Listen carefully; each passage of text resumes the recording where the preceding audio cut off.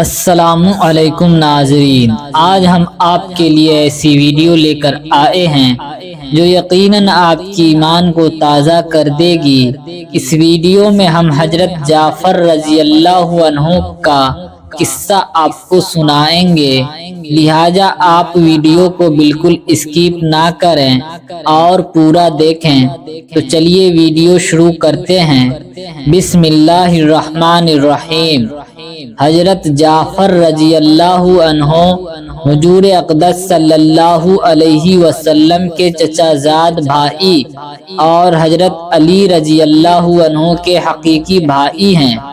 اول تو یہ سارا ہی گھرانہ اور خاندان بلکہ آل اولاد سخاوت، کرم، شجاعت، بہادری میں ممتاز رہے اور ہیں، لیکن حضرت جعفر رضی اللہ عنہ مساکین کے ساتھ خاص تعلق رکھتے تھے اور زیادہ اٹھنا بیٹھنا غربائی کے ساتھ ہوتا تھا۔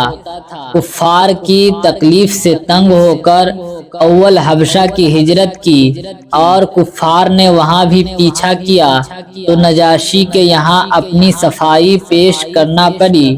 وہاں سے واپسی پر مدینہ طیبہ کی ہجرت کی اور غزوہ موطا میں شہید ہوئے۔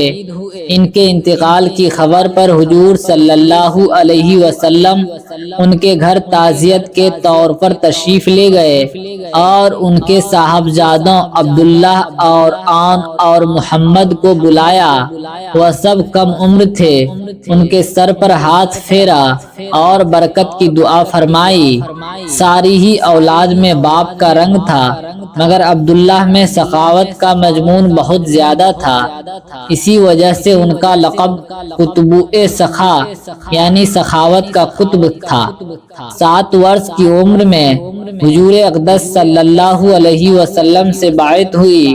انہیں عبداللہ بن جعفر رضی اللہ عنہ سے کسی شخص نے حضرت علی کرم اللہ وجہہ کے یہاں سفارش کرائی۔ ان کی سفارش پر اس کا کام ہو گیا تو اس نے نذرانے کے طور پر 40,000 درہم بھیجے۔ انہوں نے واپس کر دیے کہ ہم لوگ اپنی نیکی کو فروخت نہیں کیا کرتے۔ ایک مرتبہ کہیں سے 2,000 درہم نذرانے میں آئے، اسی مجلس میں تقسیم فرما دیے۔ ایک تاجر بہت سی شکر لے کر آیا مگر بازار میں فروخت نہ ہوئی، اس کو فکر و رنج ہوا۔ عبداللہ بن جعفر رضی اللہ عنہ نے اپنے کارندوں سے کہا کہ ساری شکر اس سے خرید لو اور لوگوں میں مفت لٹا دو۔ رات کو قبیلے میں جو مہمان آتا جاتا تھا وہ ان کے یہاں سے کھانا پینا ہر قسم کی ضروریات پوری کرتا۔ حضرت زبیر رضی اللہ عنہ ایک لڑائی میں شریک تھے۔ ایک دن اپنے بیٹے عبداللہ کو وصیت فرمائی کہ میرا خیال یہ ہے کہ آج میں شہید ہو جاؤں گا، تم میرا قرضہ ادا کر دینا اور فلاں فلاں کام کرنا۔ یہ وصیتیں کر کے اسی دن شہید ہو گئے۔ صاحبزادے نے جب قرضہ کو جوڑا تو 22 لاکھ درہم تھے، اور یہ قرضہ بھی اسی طرح ہوا تھا کہ امانت دار بہت مشہور تھے، لوگ اپنی اپنی امانتیں بہت کثرت سے رکھتے۔ یہ فرما دیتے کہ رکھنے کی جگہ تو میرے پاس نہیں، یہ رقم قرض ہے، جب تمہیں ضرورت ہو تو لے لینا، یہ کہہ کر اس کو صدقہ کر دیتے۔ اور یہ بھی وصیت کی کہ جب کوئی مشکل پیش آئے تو میرے مولا سے کہہ دینا۔ عبداللہ رضی اللہ عنہ کہتے ہیں کہ میں مولا کو نہ سمجھا۔ میں نے پوچھا آپ کے مولا کون؟ فرمایا کہ اللہ تعالی۔ چنانچہ حضرت عبداللہ نے تمام قرضہ ادا کیا۔ کہتے ہیں کہ جب کوئی دقت پیش آتی تو میں کہتا اے زبیر کے مولا فلاں کام نہیں ہوتا، وہ فوراً ہو جاتا۔ یہ عبداللہ بن زبیر رضی اللہ عنہ کہتے ہیں کہ میں نے ایک بار ان عبداللہ بن جعفر رضی اللہ عنہ سے کہا کہ میرے والد کے قرضے کے فہرست میں تمہارے ذمے 10 لاکھ درہم لکھے ہیں۔ کہنے لگے کہ جب چاہو لے لو۔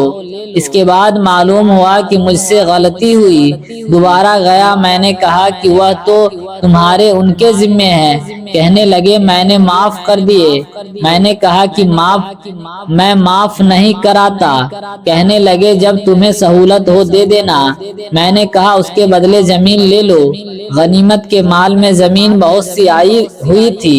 عبداللہ بن جعفر رضی اللہ عنہ نے کہا اچھا، میں نے ایک زمین ان کو دے دی جو معمولی حیثیت کی تھی کہ پانی وغیرہ بھی اس میں نہیں تھا۔ انہوں نے فوراً قبول کر لی اور غلام سے کہا اس زمین میں مصلی بچھا دے۔ اس نے مصلی بچھا دیا، 2 رکعت نماز وہاں پڑھی اور بہت دیر تک سجدے میں پڑے رہے۔ نماز سے فارغ ہو کر غلام سے کہا کہ اس جگہ کو کھودو۔ اس نے کھودنا شروع کیا، ایک پانی کا چشمہ وہاں سے ابلنے لگا۔ سبحان اللہ۔